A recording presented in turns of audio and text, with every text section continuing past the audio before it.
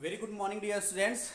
आज हम आपके साइंस के 7 चैप्टर को कंटिन्यू करने जा रहे हैं। लास्ट डे हम लोगों ने वेदर के बारे में पढ़ा हुआ था, ठीक, और कुछ एलिमेंट्स होते हैं वेदर के, उनके बारे में पढ़ा हुआ था जिनके ऊपर जो वेदर होता है वो डिपेंड करता है, ठीक।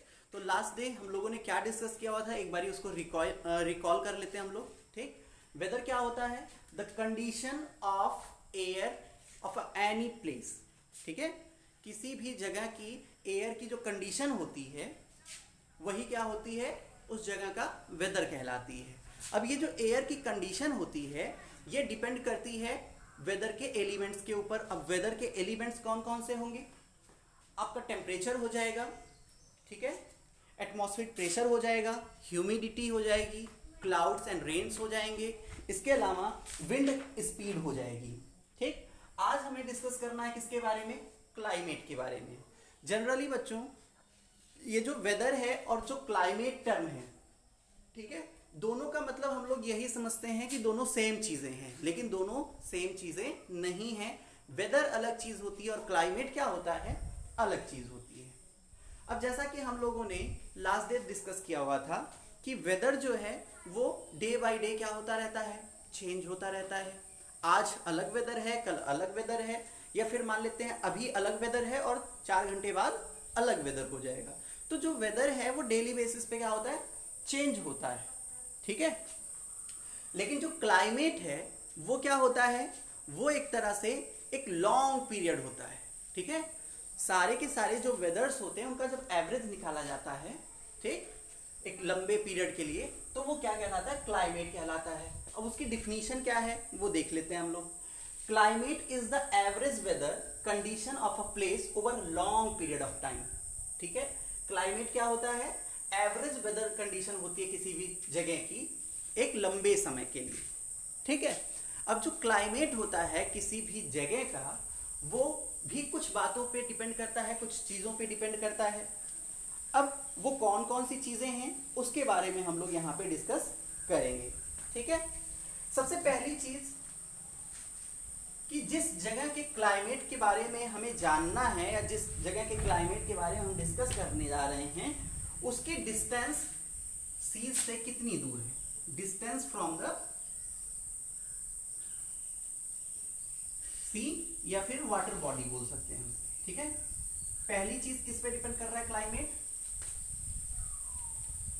किसी भी जगह का जो क्लाइमेट होता है वो किस चीज पे डिपेंड कर रहा है कि समुद्र से उसकी दूरी कितनी है, ठीक है।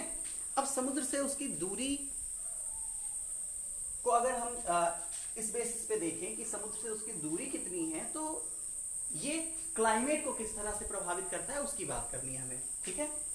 तो बच्चों जैसा कि हम जानते हैं जो कोस्टल एरियाज होते हैं, ठीक है, कोस्टल एरियाज जो होते हैं समुद्र के किनारे के जो क्षेत्र होते हैं उनका जो टेम्परेचर होता है वो कम होता है अगर हम इनलैंड एरियाज से कंपेयर करें तो।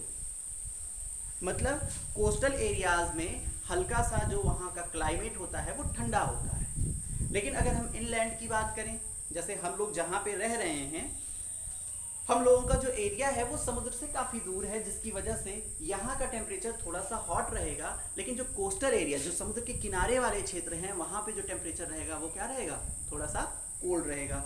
तो इस तरह से समुद्र से जैसे जैसे डिस्टेंस बढ़ती जाती है, किसी भी रीजन का डिस्टेंस जैसे जैसे समुद्र से बढ़ता जाएगा गर्मी उतनी ज़्यादा पड़ती जाएगी, ठीक। तो पहली बात तो ये कि डिस्टेंस कितनी है उस जगह की सी से, उस बात पे निर्भर करेगा क्या, वहाँ का क्लाइमेट। दूसरा क्या होता है भाई, दूसरा फैक्टर क्या है, ओशियन करंट की बात कर रहे हैं यहाँ पे। दूसरे फैक्टर की बात कर रहे हैं क्या, कि ओशियन करंट भी किसी भी जगह के क्लाइमेट को प्रभावित करता है। कैसे प्रभावित करता है भाई, ओशियन करंट कैसे प्रभावित करेगा? अगर ओशियन करंट की बात करें तो जो वार्म ओशियन करंट होती है वो क्या करती है, किसी भी जगह के क्लाइमेट को वार्म करती है और क्या करती है, वेट कर देती है, ठीक है। जो वार्म ओशियन करंट होती है वो किसी भी जगह के क्लाइमेट को क्या कर देती है, वार्म करती है और वेट कर देती है। और जो कोल्ड ओशियन करंट होती है वो क्या करती है, किसी भी जगह के क्लाइमेट को कोल्ड करती है और ड्राई कर देती है। तो इस तरह से वहां का क्लाइमेट जो होता है, वहां उस जगह का क्लाइमेट जो होता है वो डिपेंड करता है किसी के ऊपर, ओशियन करंट के ऊपर। अब नेक्स्ट बात करेंगे हम direction of prevailing wind. Direction of prevailing wind, direction of prevailing wind. हवा की डायरेक्शन पे भी जो क्लाइमेट होता है किसी भी जगह का वो डिपेंड करता है। जैसे जो क्षेत्र समुद्र के पास है वहां पे समुद्र से जो हवाएं उठेंगी, ठीक है, सी ब्रीज हम कह सकते हैं, जो सी ब्रीज उठेगी जाहिर सी बात है वो क्या होगी, ठंडी होगी। तो समुद्र के किनारे के जो क्षेत्र होंगे वहां पे जो क्लाइमेट होगा वो कैसा होगा, ठंडा होगा। लेकिन समुद्र से दूर जो क्षेत्र हैं वहां पे क्लाइमेट कैसा होगा, वहां पे क्लाइमेट गर्म होगा। क्यों? क्योंकि जो विंड की डायरेक्शन है, ठीक है, वो समुद्र से किसकी तरफ है, लैंड की तरफ अगर है तो इस जगह पे हल्का सा ठंडा महसूस होगा, ठीक है। लेकिन अगर विंड की डायरेक्शन अपोजिट है तो यहाँ पे क्या होगा, गर्मी होगी, ठीक है। तो तीसरा फैक्टर आपका हो गया direction of the prevailing wind. इस चीज पे भी किसी भी जगह का क्लाइमेट डिपेंड करता है। इसके अलावा फोर्थ है माउंटेन। फोर्थ क्या है, माउंटेन। माउंटेन, अगर किसी जगह पे माउंटेन्स पाए जा रहे हैं तो वहां का भी क्लाइमेट जो है वो डिपेंड करेगा किसके ऊपर, माउंटेन्स के ऊपर। कैसे डिपेंड करेगा भाई, बात करते हैं इसके बारे में।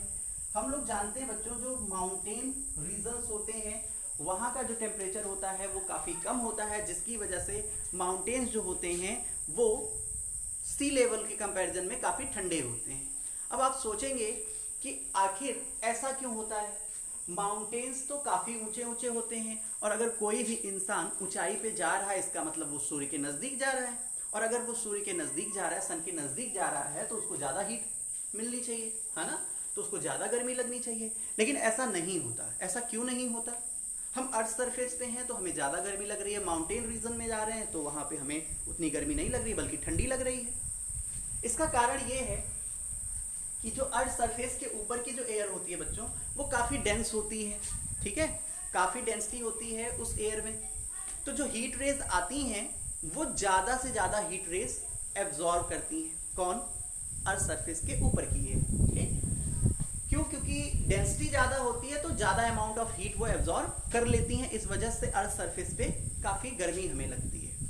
लेकिन जैसे जैसे हम ऊंचाई पे जाते हैं, जैसे जैसे हाइट पे जाते हैं, ठीक है, होता क्या है, जो हवा की डेंसिटी होती है, जो एयर की डेंसिटी होती है वो कम होती चली जाती है। अब ये डेंसिटी क्या होती है, डेंसिटी का मतलब आप ऐसे समझिए कि जो एयर के पार्टिकल्स हैं अगर वो नजदीक नजदीक हैं, बहुत ज्यादा नजदीक नजदीक हैं तो उसको बोलेंगे वो एयर की डेंसिटी क्या है, ज्यादा।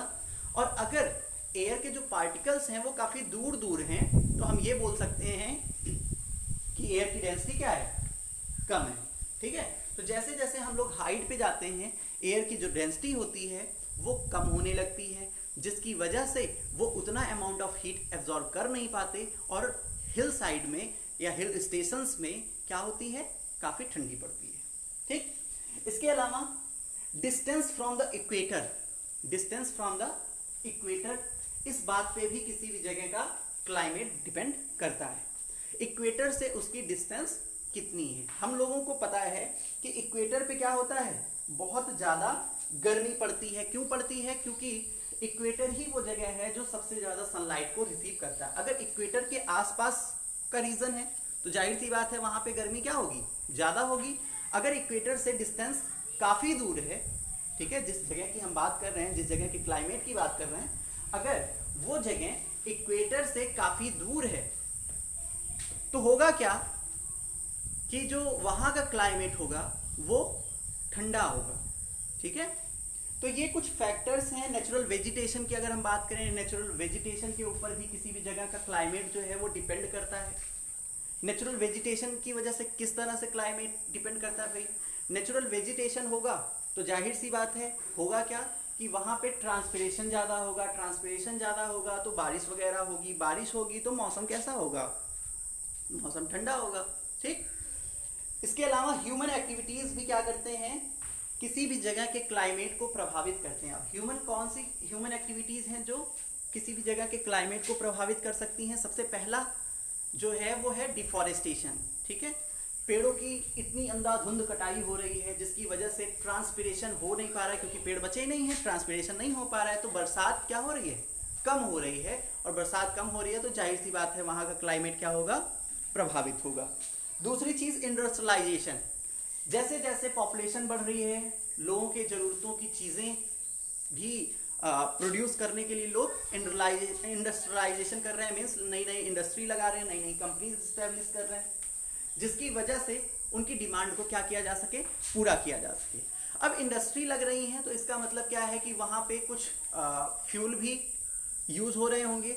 उन फ्यूल की वजह से क्या हो रहा है, बहुत सारी हार्मफुल गैसेस हमारे इन्वायरमेंट में जा रही हैं, जो कि हमारे क्लाइमेट को क्या करती हैं, प्रभावित करती हैं।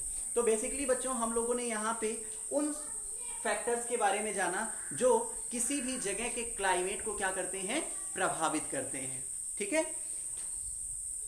क्लाइमेट ऑफ आवर कंट्री, ये आपका नेक्स्ट टॉपिक है। ये हम पढ़ेंगे बच्चों नेक्स्ट डे कि हमारे देश में किस तरह का क्लाइमेट है। ठीक है, हमारा देश तो बहुत बड़ा है, अलग अलग क्षेत्र हैं। नॉर्थ में बहुत ज्यादा, नॉर्थ नहीं सॉरी, साउथ में बहुत ज्यादा गर्मी पड़ती है ना। साउथ में क्या होता है, बहुत ज्यादा गर्मी पड़ती है। इसके बाद ईस्ट वेस्ट, इस तरह से अलग अलग रीजन है, और अलग अलग रीजन में क्या होता है, अलग अलग तरह का क्लाइमेट होता है। इन सब चीजों के बारे में हम नेक्स्ट क्लास में डिस्कस करेंगे बच्चों। आज के लिए इतना ही। Thank you, have a very good day.